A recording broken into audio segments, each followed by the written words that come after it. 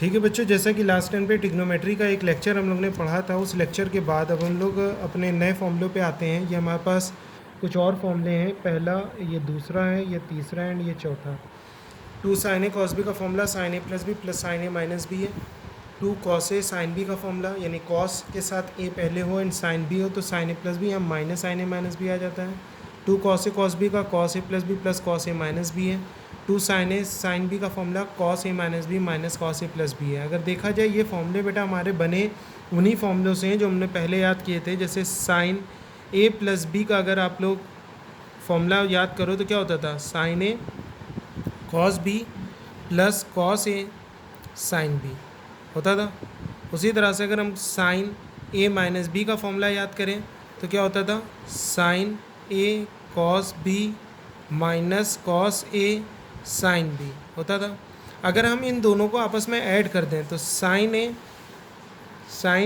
Plus B plus sign ए minus B Ed कर रहा हूँ ना, तो ये देखो दोनों टर्म सेम है, ये कैंसिल हो जाएंगे, दोनों ऐड होकर कितना हो जाएगा, 2 times of sine a cos b. तो ये फॉर्मूला हमारे पास सबसे पहला वाला देखो तैयार हो गया, 2 साइन ए कॉस बी का sign a plus B plus sign A minus B, right. अगर सब्ट्रैक्ट कर देंगे तो ये कैंसिल हो के 2 कॉस ए साइन बी का बन जाएगा, यानी ये सेकंड वाला। इसी तरह से हमारे पास कॉस ए प्लस बी का फॉर्मूला होता था cos A cos B minus sign a sine B, और कॉस ए माइनस बी का होता था cos A cos B plus sign a sine B. उन दोनों को ऐड करेंगे तो ये वाला बनेगा, सब्ट्रैक्ट करने पे ये वाला बन जाएगा। समझ में आया?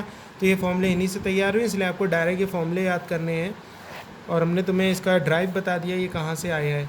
ठीक है, अब इसके ऊपर क्वेश्चन देखते हैं। जैसे इसके जो क्वेश्चन आएंगे, मैं आपको देखो बेटा एक बात और समझो, मैं आपको एक्सरसाइज सेंड करूँगा क्योंकि एनसीईआरटी में आपको मालूम होना चाहिए ट्रिग्नोमेट्री के 5-6-7 एक्सरसाइजेज में पूरी ट्रिग्नोमेट्री बताई गई, जबकि अगर प्रैक्टिस अच्छे से करना चाहते हो तो आपको ज़्यादा क्वेश्चन लगाने पड़ेंगे।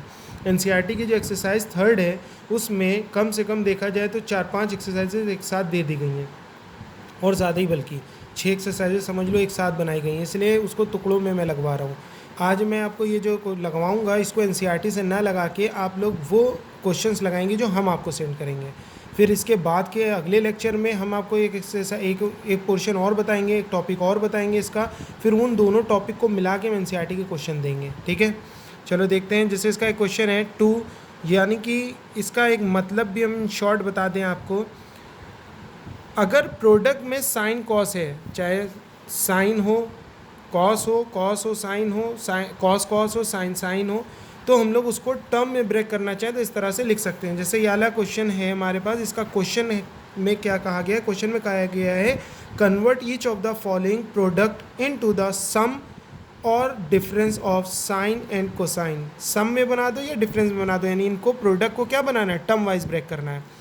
तो यहाँ पे हम देख पा रहे हैं, तो ये कौन सा फॉर्मूला दिख रहा है, ये हमें पहला वाला फॉर्मूला दिख रहा है 2 साइन ए कॉस बी का। देखो 2 साइन ए कॉस बी का, तो फॉर्मूला क्या होता है 2 साइन ए कॉस बी का, अगर बेटा देखो तो sign a plus B plus sign A minus B. तो हम इसको लिखेंगे साइन ए क्या है बेटा 5 theta, sign a plus B क्या है थीटा, राइट। फिर प्लस साइन ए माइनस बी, ए क्या है 5 थीटा और बी क्या है थीटा, राइट। ये हो जाएगा sine 6 plus 5 minus 1 4, sine 4 theta, ये हमारा बन जाएगा टर्म। ये हमारा फाइनल आंसर हो गया, क्योंकि क्वेश्चन में कहा गया था कि सम में या डिफरेंस में, देखो इन दोनों का साइन के या कोसाइन के सम में या डिफरेंस में इसको ब्रेक करना है, तो सम में ब्रेक हो गया। बात समझ में आई? तो बेसिक था। अब बात आई कभी कभी क्या होगा, यहाँ पे 2 मल्टीप्लाई नहीं होगा। जैसे cos 75 डिग्री का क्वेश्चन देखो, ऐसे एंगल का क्वेश्चन आया, तो यहाँ पे हम देख रहे हैं कि ये cos ए cos b का तो फॉर्मूला है, लेकिन यहाँ 2 मल्टीप्लाई नहीं है, जबकि यहाँ 2 होना चाहिए। तो क्या करें, 2 से मल्टीप्लाई कर लिया और 2 से पूरे क्वेश्चन को डिवाइड कर लिया। अब देखो अंदर फॉर्मूला बन गया ना, 2 cos ए cos b का 1/2 एज इट इज़ बाहर रहा। तो 2 cos ए cos b का फॉर्मूला क्या होता है, cos ए प्लस बी प्लस cos ए माइनस बी। तो हम लिखेंगे cos ए क्या है 75 प्लस बी क्या है 15, right, plus cos a minus B, ए क्या है 75 माइनस बी क्या है 15, राइट। अब 1/2 एज इट इज़ रहेगा, कॉस 75 में 15 ऐड करेंगे 0, 7 1 8 1 9 90, ठीक है, प्लस इसको माइनस करेंगे तो कॉस के साथ कितना आ जाएगा 016, ठीक है ना। ऐसे एंगल आ गए जिनकी हमें वैल्यूज भी मालूम थी।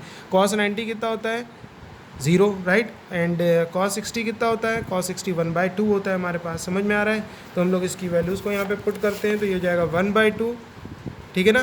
कॉस 90 आपको मालूम है 0 होता है, प्लस और cos 60 हमारा 1/2 होता है, 0 को 1/2 से जोड़ेंगे 1/2 आएगा, मल्टीप्लाई करेंगे तो 1/4 तुम्हारा डायरेक्ट आंसर आ जाएगा। आई बात समझ में?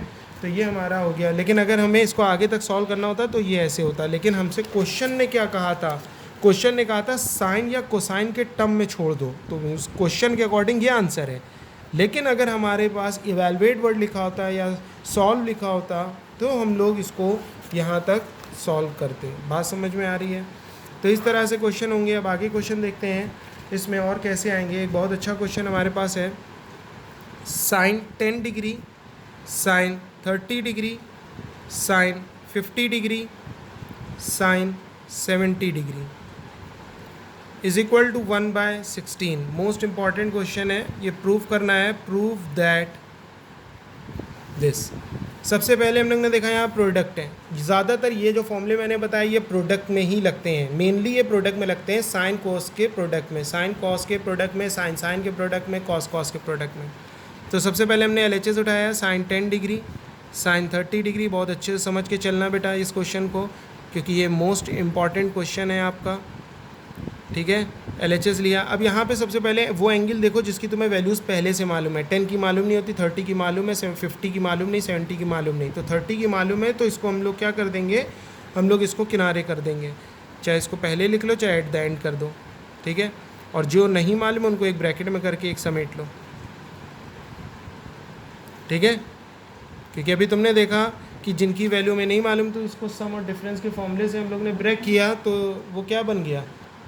अब जैसा कि तुम लोग देख रहे हो, मैंने इन वाले प्रोडक्ट को जिनके हमें एंगल नहीं मालूम है, नोन नहीं है, जिनके वैल्यूज़, उनको हमने किनारे कर लिया। अब पीछे क्वेश्चन, सॉरी मैंने एक दिखाया था आपको, पीछे क्वेश्चन मैंने दिखाया था 2 डिफरेंट एंगल जिसके हमें वैल्यूज़ नहीं मालूम थी, लेकिन और वो प्रोडक्ट में थे। जब उनको हमने सम और डिफरेंस वाला फॉर्मूला, मतलब ये वाला फॉर्मूला लगाया तो उनका एडिशन, उनका सब्ट्रैक्शन 2 ऐसे एंगल है जिनकी वैल्यू में पता हो गई। समझ में आ रहा है? तो ये यानी कि यहाँ पे प्रोडक्ट में यही चीज़ होनी है।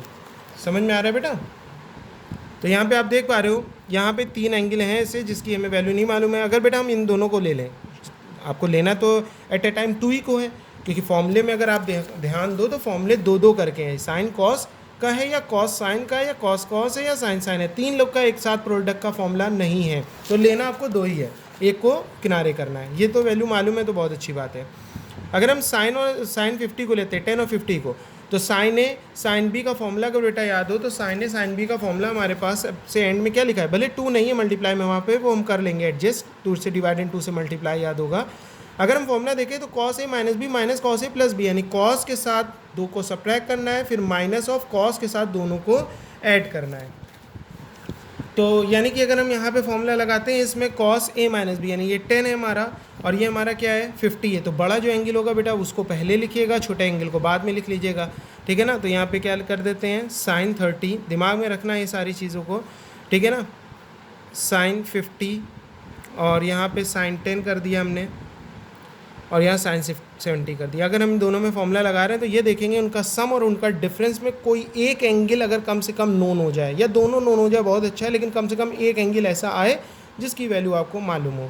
तो अगर हम 50 में, क्योंकि फॉर्मूला है cos a minus b minus cos a plus b, तो कॉस ए माइनस बी 50 में 10 माइनस करेंगे 40 आएगा, नहीं मालूम सर एंगल की वैल्यू, 50 में 10 ऐड करेंगे 60 आएगा, 60 की तो मालूम है तो लग सकता है ये फॉर्मूला, ज़रूरी नहीं क्योंकि दोनों में आ जाए। क्योंकि हमने इसलिए कहा 40 को रोक दो, मतलब याले दोनों में इसलिए मैंने कहा लगा सकते हो क्योंकि इसमें एक एंगल ऐसा है जिसकी वैल्यू आपको मालूम है। अगर दोनों के वैल्यूज़ मालूम हो जाए, जैसे फॉर्मूला लगाने पे आपको मालूम है फॉर्मूला इसका होगा साइन ए और साइन बी के प्रोडक्ट का 2 साइन ए साइन बी का फॉर्मूला बनेगा cos a minus b minus cos a plus b. तो कॉस के साथ जब ए माइनस बी करोगे, a is your 50 and b is your 10, तो 50 माइनस 10 इज़ 40, तो cos 40 minus cos a plus b, यानी कि 50 प्लस 10 60, कॉस 60, कॉस 60 की वैल्यू मालूम है नहीं। इसमें अगर हम फॉर्मूला अप्लाई करते हैं तो इन दोनों से बनता हुआ जो 2 term cos a minus b minus cos a plus B बनेगा, उसमें एक ऐसा कॉस है जिसकी वैल्यू हमें मालूम है, जिसमें ऐसा एंगल पैदा हो रहा है जिसकी वैल्यू हमें मालूम है, तो हम लगा सकते हैं। हमने कहा कि प्रोडक्ट का फॉर्म ज़्यादातर वहाँ लगाना जहाँ पे कोई एक एंगल की वैल्यू तुम्हें मालूम हो जाए या दोनों की मालूम हो जाए, बेहतर है। अब बात आई एक जो अननोन रहेगा उसका क्या करेंगे, वो इस बचे वाले के साथ एडजस्ट होगा।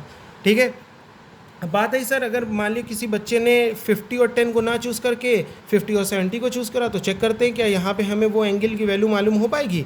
अगर हम यहाँ पे साइन ए साइन बी का फॉर्मूला देखें, इसको छोड़ देते हैं, ठीक है ना, तो बड़ा एंगल पहले लिखेंगे, छोटा बाद में लिखेंगे। तो साइन 70, तो फॉर्मूला क्या बनेगा, साइन ए साइन बी 2 से डिवाइड और मल्टीप्लाई, तो कोई इशू नहीं है, वो तो कर लेंगे। क्या फॉर्मूला बनेगा, cos a minus b minus cos a plus B. जब कॉस ए माइनस बी करेंगे तो बड़ा एंगल पहले लिखेंगे, छोटा बाद में, तो 70 माइनस 50 यानी कि कितना होगा 20, नहीं मालूम है सर। और 70 प्लस 50 120, साइन 120 की वैल्यू निकाल सकते हैं कैसे, 90 प्लस 30। हमने बताया था टर्मिनल एंगल्स में हम एक ऐसा एंगल जोड़ें या सब्ट्रैक्ट करें जिसकी वैल्यू में मालूम हो।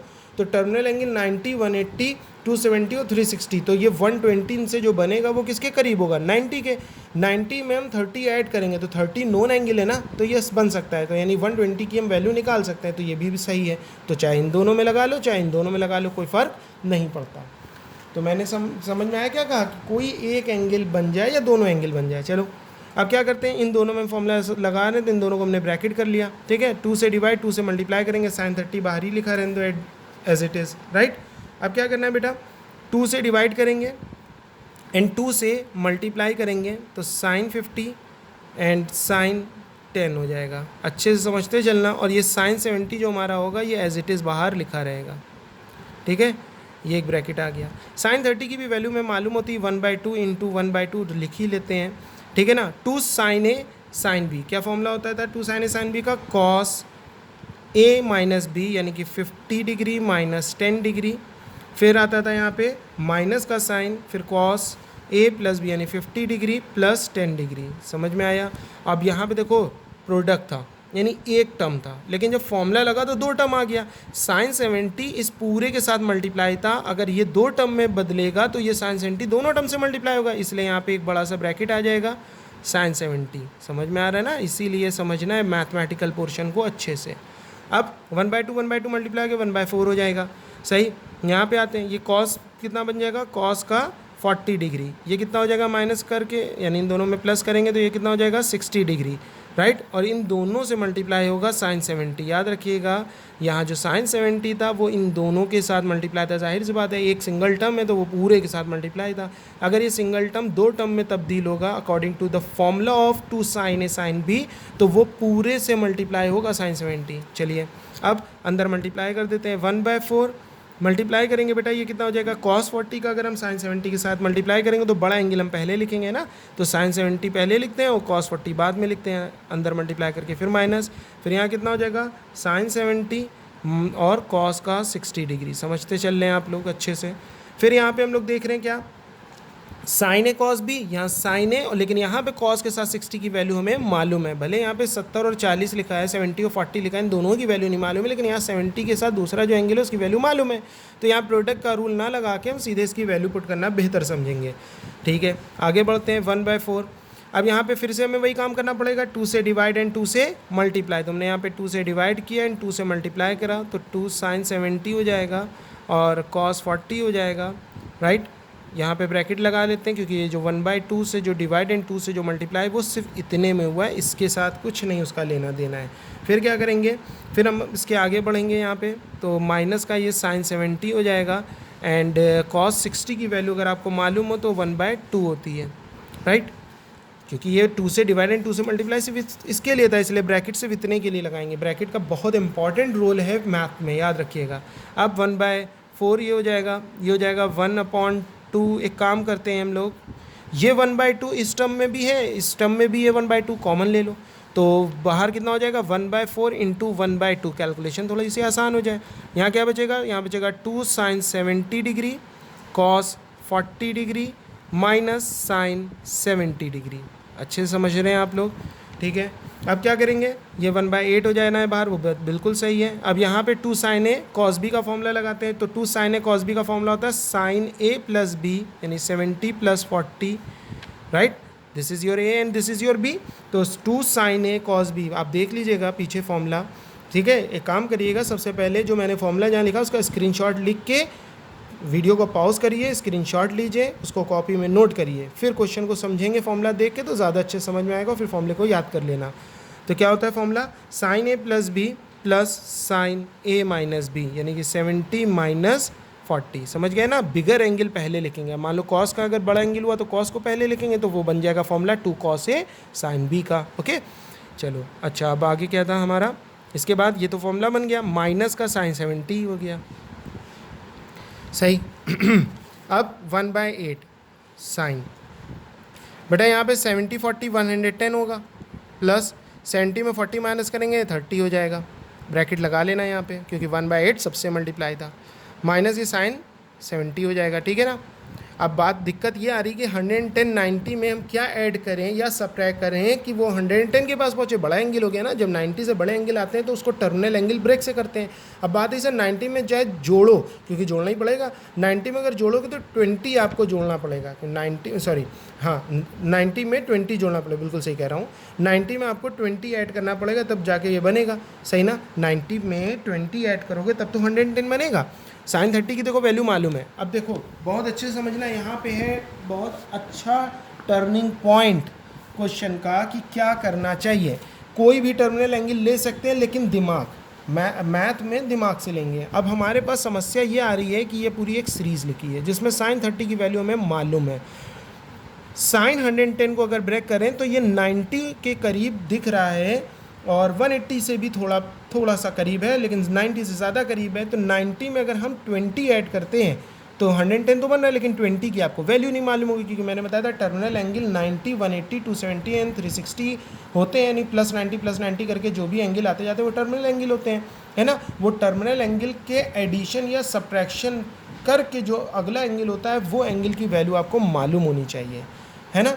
या नहीं मालूम है तो फिर वो एक ऐसा एंगल होना चाहिए जो उसके साथ उसी क्वेश्चन में मौजूद एक और एंगल हो, ताकि वो कुछ कैंसिल आउट समथिंग हो सके, समझ रहे हो। तो हमने देखा कि साइन में 90 + 20 करते तो 20 की वैल्यू भी नहीं मालूम है और 20 डिग्री यहाँ कहीं है भी नहीं, तो फ़ायदा नहीं है कोई लेने का, कोई फ़ायदा नहीं है। अब बात आई, हमने कहा साइन 90 के बाद 180 से भी करीब है, 180 में अगर हम 70 को माइनस करें तो 180 - 70 110 होता है, और माइनस कितना कर रहे हैं 70 को, 70 की वैल्यू में नहीं मालूम लेकिन 70 डिग्री यहाँ लिखा दिख रहा है, समझ रहे हो ना। तो शायद ये आगे चल के कैंसिल हो जाए। तो यही तुम्हारी क्या होती है, हिंट होती है क्वेश्चन की, कि टर्मिनल एंगल के साथ जो दूसरा एंगल ऐड या सब्ट्रैक्ट हो रहा है वो या तो एक ऐसा एंगल हो जिसकी वैल्यू तुम्हें मालूम हो, या एक ऐसा एंगल हो जो उसी क्वेश्चन में मौजूद कोई एंगल के जैसा हो। तो यहाँ पे हम 180 वाला रूल ज़्यादा बेहतर समझते हैं लगाना। और देखो 180 से एक फ़ायदा और भी होगा कि साइन चेंज नहीं होगा, साइन साइन ही रहेगा, 70 कंटेन कर लेगा, और साइन 70 की वैल्यू सेम हो जाएगी। तो हम इसको 180 में माइनस करेंगे कितना, 70 डिग्री लिखेंगे, है ना। 180 - 70 110 होता है, plus sine 30 as it is लिख दिया। इसीलिए कह रहा हूँ कि लेक्चर स्टार्टिंग के ज़रूर ले लेना, वो भी यूट्यूब पे मैंने अपलोड कर दिए ताकि आपको ये बातें समझ में आ जाए। टर्मिनल एंगल का क्या माजरा मैं समझा रहा हूँ, एंगलों की वैल्यू 90 के अबव एंगलों की वैल्यू किस तरह से निकालते हैं। अगर यहाँ कन्फ्यूज़ रहोगे तो आगे चल के हर जगह कन्फ्यूज़ रहोगे।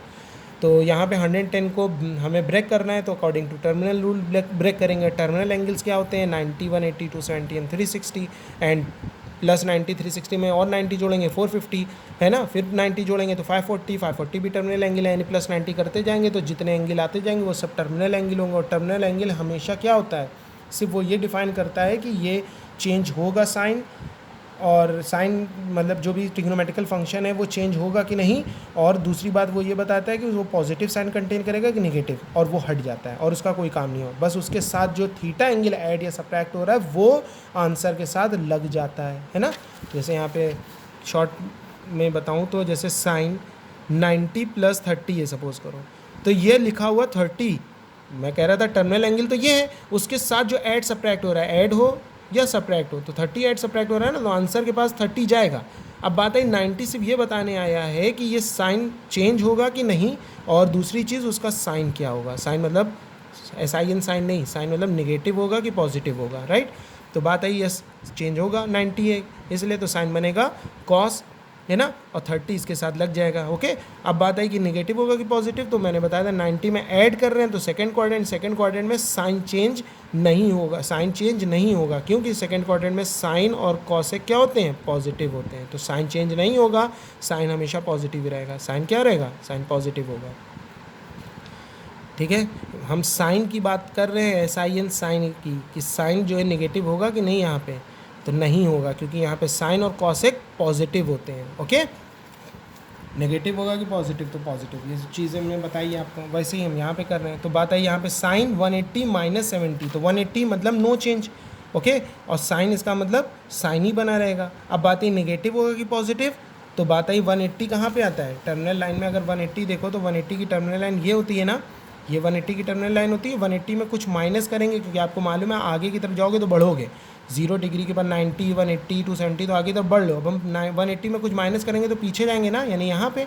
और यहाँ पे साइन और कॉसेक पॉजिटिव होते हैं। यहाँ क्या लिखा है, यहाँ लिखा है साइन, तो ये पॉजिटिव ही रहेगा। तो साइन, अगली लाइन में क्या आएगा ये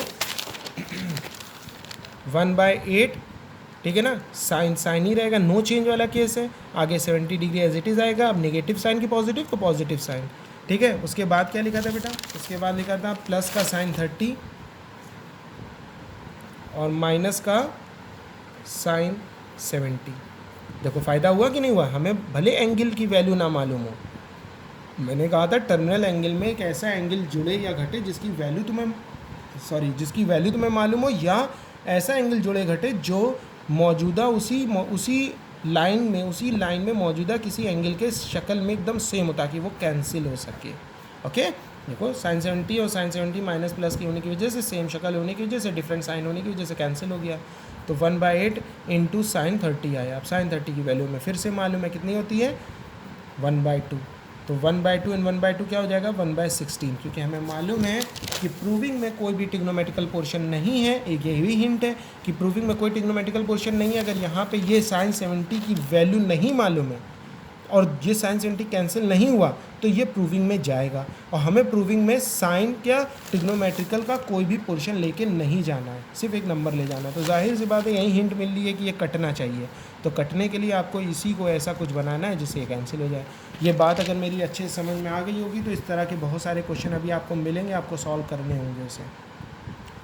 तो बेटा आज की जो मैंने लेक्चर आपको दिया है, ये पूरा लेक्चर प्रोडक्ट के ऊपर है। साइन कॉस अब समझ गए हो। यहाँ पे देखो कितनी बड़ी चेन थी, साइन साइन साइन साइन, 4 लोग प्रोडक्ट में। तो मैंने क्या करा, 2-2 करके लगाया। पहले उस एंगल को हटा लिया जिसकी हमें वैल्यू मालूम थी पहले से, 3 लोग बचे अंदर।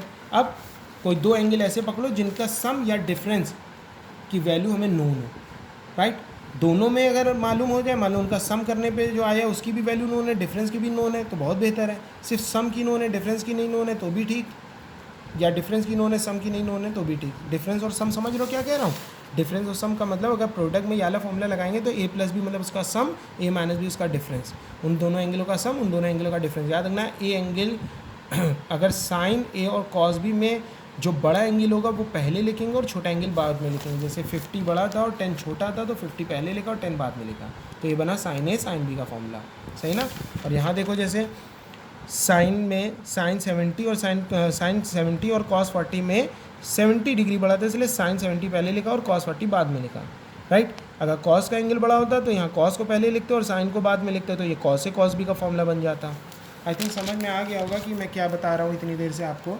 इस तरह से बहुत सारे क्वेश्चन यहाँ पे आपको मिलेंगे। जो मैं एक्सरसाइज दूंगा वही आपको अभी करनी है, अभी आपको आगे आगे नहीं भागना है, क्योंकि आराम से चलोगे तभी टिग्नोमेट्री को समझ पाओगे। और टिग्नोमेट्री अगर अच्छे से समझ लिया तो ये मान लेना मेरी बात कि 12th क्लास में बहुत आराम है तुम्हें, क्योंकि 12th क्लास में 1-2 चैप्टर नहीं है, कम से कम मैं कहूँगा कम से कम क्या, वॉल्यूम 1 वॉल्यूम 2 जो 2 बुकें हैं वो मोस्टली ज़्यादातर टिग्नोमेट्री पे बेस है। इंटीग्रेशन चैप्टर पढ़ोगे टिग्नोमेट्री, डिफरेंशिएशन पढ़ोगे टिग्नोमेट्री, डिफरेंशियल इक्वेशन पढ़ोगे टिग्नोमेट्री, एरिया बाउंडेड रीजन पढ़ोगे उसमें भी टिग्नोमेट्री, इन्वर्स टिग्नोमेट्री नाम से एक खुद ही चैप्टर है, समझ रहे हो ना। तो इतने बहुत सारे चैप्टर हो गए तुम्हारे टिग्नोमेट्री के ऊपर बेस, है ना। रेट मेजर पढ़ोगे उसमें भी टिग्नोमेट्री मैक्सिमम मिनिमम है, टिग्नोमेट्री टेंजेंट नॉर्मल में भी अगर आओगे तो उसमें भी टिग्नोमेट्रिकल क्वेश्चन कुछ मिलेंगे। हायर ऑर्डर डेरिवेटिव में आओगे उसमें भी टिग्नोमेट्रिकल क्वेश्चन मिलेंगे, ठीक है ना। रेट मेजर में तो चलो डिफरेंशिएशन के क्वेश्चन है, लेकिन कुछ ना कुछ टिग्नोमेट्री, मतलब इतनी बहुत सारी जगहों पे टिग्नोमेट्री आपको मिलेगी देखने को क्लास 12th में। इसीलिए मैं टिग्नोमेट्री को आराम से अच्छे से पढ़ा रहा हूँ, अच्छे से। वैसे मैं सारे टॉपिक पढ़ाऊँगा, ऐसा नहीं सिर्फ टिग्नोमेट्री पढ़ाऊँगा, लेकिन मैं आपको बताता भी चलूँगा ये चैप्टर आपका क्लास 12th में है, इसलिए आप और ज़्यादा ध्यान दो। और जो बच्चे मुझसे कह रहे हैं कि सर NCERT आप करा रहे हैं कि क्या, तो आप बेटा इस पर फिक्र ना करो। 10th नहीं चल रहा है आपका, 11th है, मेरे ऊपर छोड़ दो और भूल जाओ। हम आपको अच्छी से अच्छी प्रैक्टिस करा रहे हैं। बस हमें जब लगेगा कि नहीं हमें ये वाले क्वेश्चन ज़्यादा अच्छे से कराने चाहिए प्रैक्टिस, तो मैं आपको उसको अदर क्वेश्चन से करा दूंगा, क्योंकि NCERT में बेटा एक लिमिटेड क्वेश्चन है। एनसीईआरटी बेस्ट बुक है बोर्ड के अकॉर्डिंग, सबसे बेस्ट बुक है, मैं मना नहीं करूँगा, इसमें कोई शक नहीं कि NCERT one of the best book है बोर्ड के अकॉर्डिंग, लेकिन उसमें प्रैक्टिस के क्वेश्चन उतने अमाउंट में नहीं है, इसीलिए तो रेफरेंस बुक हमारे पास है, हम आपको रेफरेंस बुक के क्वेश्चन इसीलिए सेंड करेंगे। ओके, तो आप लोग अभी फ़िलहाल इस पर ध्यान दें, जो मैं क्वेश्चन सेंड कर रहा हूँ इसके क्वेश्चंस लगाएं, और जो ना क्वेश्चन है वो मुझसे पूछें। और एनसीईआरटी में भी एक्सरसाइज 3 के क्वेश्चन आगे ना करिएगा, जहाँ तक मैंने दिए थे बस वहीं तक करिएगा, ठीक है। अगले लेक्चर में जब मैं आपको एक और टॉपिक पढ़ा दूंगा तो वो दोनों टॉपिक को मिला के फिर एनसीईआरटी की 3rd एक्सरसाइज कंप्लीट होगी, तब आप उसके क्वेश्चंस लगाइएगा। Okay, thank you.